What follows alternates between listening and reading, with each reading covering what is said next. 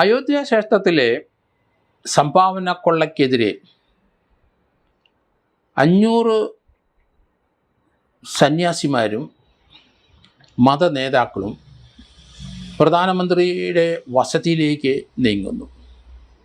ഇന്നാണ് ആ സന്യാസി വര്യന്മാരുടെ നേതൃത്വത്തിലുള്ള സംഘടിതമായ ഒരു പറ്റം ആൾക്കാർ അവർ പ്രതിഷേധം അറിയിക്കാനായിട്ട് പ്രധാനമന്ത്രി വസതിയിലേക്ക് നീങ്ങുകയാണ്.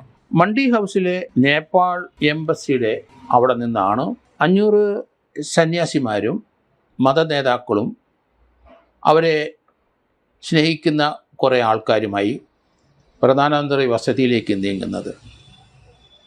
പ്രധാനമന്ത്രി ഇക്കാര്യത്തിൽ ഇടപെട്ട് കൃത്യമായ ഒരു അന്വേഷണം നടത്തണമെന്നാണ്, ആ കൊള്ളയടിച്ചവർക്ക് നിയമത്തിൻ്റെ പരിധിയിൽ അവരെ കൊണ്ടുവരണമെന്നും നിവേദനത്തിൽ പറയുന്നുണ്ട്.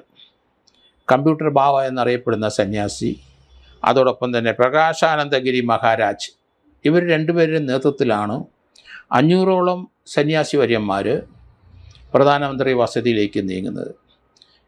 ഇവരുടെ അനുയായികളും മതനേതാക്കന്മാരും ഈ സംഘത്തിലുണ്ടാവും. അവർ സമാധാനപരമായ ഒരു നീക്കമാണ് നടത്തുന്നത്. പക്ഷേ കൃത്യമായ ഒരു അന്വേഷണം ഇക്കാര്യത്തിൽ വേണം. ഈ കൊള്ളയടിച്ചവരെ നിയമത്തിൻ്റെ പരിധി കൊണ്ടുവരണം. പുണ്യഭൂമിയായ ആ ക്ഷേത്രത്തിൽ ലഭിച്ച സംഭാവനകളാണ് ഇവർ കടത്തിക്കൊണ്ടുപോയത്. ഒരു ജുഡീഷ്യൽ അന്വേഷണം ഈ കാര്യത്തിൽ വേണമെന്ന് KC വേണുഗോപാൽ MP ആവശ്യപ്പെട്ടിട്ടുണ്ട്. നിലവിലെ അന്വേഷണം പ്രഹസനമാണെന്നും അദ്ദേഹം പറഞ്ഞു. അതിൽ പലർക്കും ഇപ്പോഴത്തെ അന്വേഷണത്തിനോട് താല്പര്യമില്ല, അതൊക്കെ തട്ടിപ്പാണ്, അതിൽ യഥാർത്ഥ പ്രതികളെ മുന്നോട്ട് കൊണ്ടുവരാൻ ഈ അന്വേഷണം കൊണ്ട് കഴിയില്ല.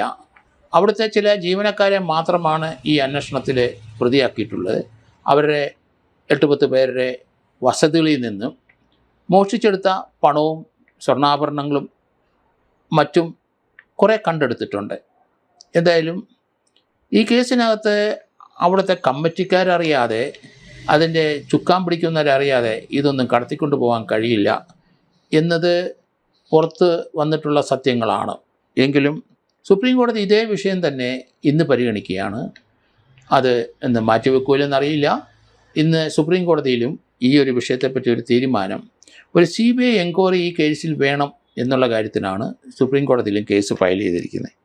പൊതുവെ അമ്പലങ്ങളിൽ എല്ലായിടത്തും ഇന്ത്യ മുഴുവനും തട്ടിപ്പിൻ്റെ ഒരു രംഗമാണ് നമ്മൾ കാണുന്നത്.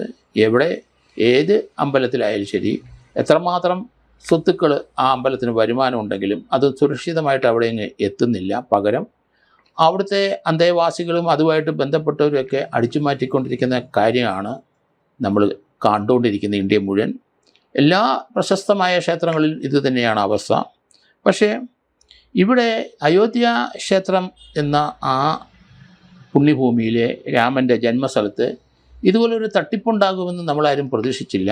കോടിക്കണക്കിന് രൂപയും അതുപോലെ തന്നെ സ്വർണ്ണാഭരണങ്ങളും വെള്ളികളും മറ്റ് വിലപിടിപ്പുള്ള സംഭാവനകളും അതെല്ലാം അവിടുന്ന് അടിച്ചു മാറ്റിയ ഒരു ചരിത്രം തന്നെയാണ് കാണുന്നത്. ഇതിന് ഈ പ്രാഥമിക അന്വേഷണത്തിൽ അത് പലരും തൃപ്തരല്ല. കാരണം വളരെ ഡീപ്പായിട്ട് പോകേണ്ടതാണ്. ആ രാമക്ഷേത്രം പണിത് അന്ന് മുതൽ അതിൻ്റെ കൺസ്ട്രക്ഷൻ നടക്കുന്ന സമയത്ത് മുതൽ ഈ സംഭാവനകൾ കോടിക്കണക്കിന് രൂപ അങ്ങോട്ട് ഒഴുകുന്നുണ്ട്. അതൊക്കെ നല്ലൊരു ശതമാനം അവിടുന്ന് അടിച്ചു മാറ്റി അന്ന് മുതൽ. അതിനുശേഷം ഈ രാമക്ഷേത്രം കഴിഞ്ഞ ശേഷവും അവിടെ കോടിക്കണക്കിന് രൂപയുടെ വരുമാനമുള്ള സ്ഥലത്തുനിന്ന് അവിടുത്തെ പകുതി മുക്കാലും അവിടെ നിന്ന് സംഭാവനകൾ അടിച്ചു മാറ്റിക്കൊണ്ടിരിക്കുന്ന ചരിത്രങ്ങളാണ് വെളിയിൽ വരുന്നത്. ഇതിന് കൃത്യമായ ഒരു അന്വേഷണം ഈ കാര്യത്തിൽ ഉണ്ടാകണം. കാരണം സംഭാവന വന്നു ചേരുന്നതിന് വ്യക്തമായ ഒരു കണക്ക് നമുക്ക് പറയാൻ ഒക്കില്ല. എങ്കിലും ആ സംഭാവന വന്നു ചേർന്നത് കുറേയൊക്കെ അടിച്ചു മാറ്റി ഈ പ്രതികളുടെ അവരുടെ വീടുകളിൽ നിന്നൊക്കെ കണ്ടെത്തിയിട്ടുണ്ട്. ക്യാഷായിട്ടും എടുത്തിട്ടുണ്ട്, അതുപോലെ തന്നെ ചില സ്വർണ്ണപ്പണ്ടങ്ങളും എടുത്തിട്ടുണ്ട്, വെള്ളിപ്പണ്ടങ്ങളും എടുത്തിട്ടുണ്ട്. വിലപിടിപ്പുള്ള പല സംഭാവനകളും അവർക്ക് ലഭിച്ചത് അവരുടെ വീടുകളിൽ നിന്ന് ലഭിച്ചതും കണ്ടെടുത്തിട്ടുണ്ട്. അതുകൊണ്ട് ഇപ്പോഴത്തെ സന്യാസി വര്യന്മാരുടെ നീക്കം യഥാർത്ഥത്തിൽ അനിവാര്യമായ ഒരു കാര്യം തന്നെയാണ്. 500ഓളം സന്യാസിമാരും അവരുടെ അനുയായികളുമാണ് അങ്ങോട്ട് നീങ്ങുന്നത്. ഏതായാലും പ്രധാനമന്ത്രിയെ കണ്ട് അവർ നിവേദനം കൊടുത്ത് ഇതിന് സത്യസന്ധമായ ഒരു അന്വേഷണം ഉണ്ടാകും എന്നാണ് കരുതുന്നത്.